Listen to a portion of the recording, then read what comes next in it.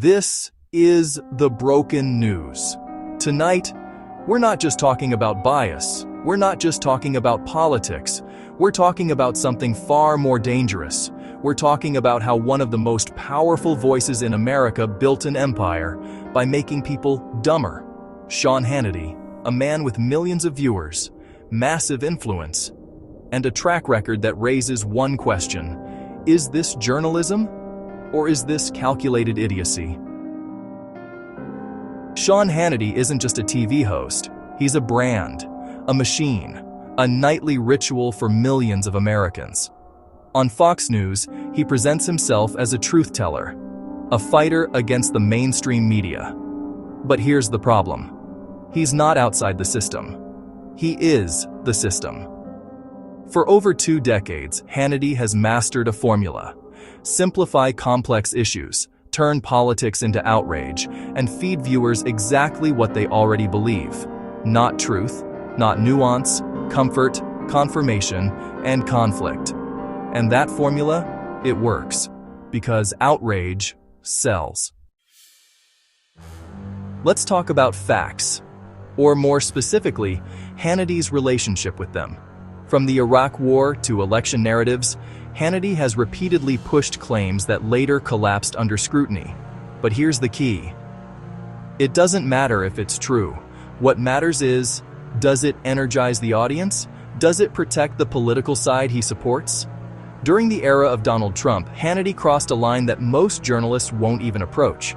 He didn't just report on power, he aligned with it. He advised, he defended, he amplified.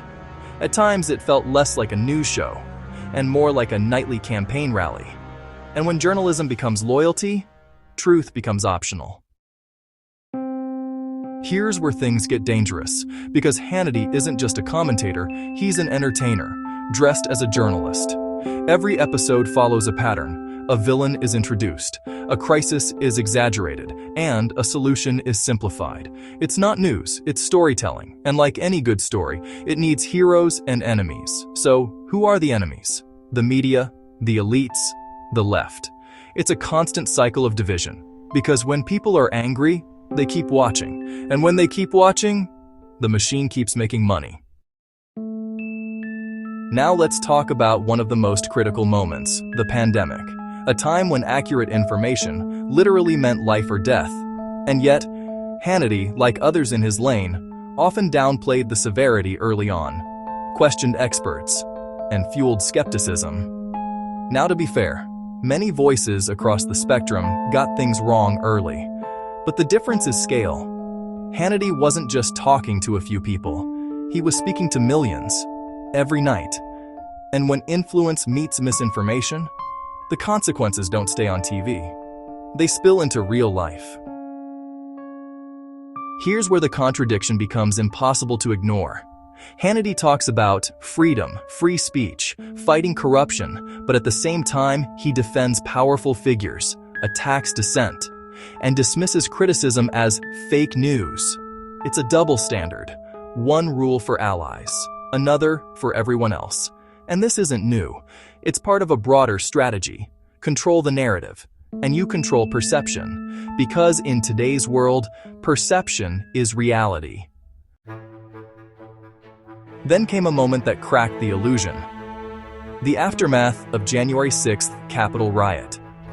Publicly, many voices, including Hannity, downplayed the severity, shifted blame, or reframed the narrative. But behind the scenes, messages revealed concern, urgency, fear, a different tone entirely. And that's the moment people started asking, which version is real? The one on TV, or the one behind closed doors? Because they can't both be true.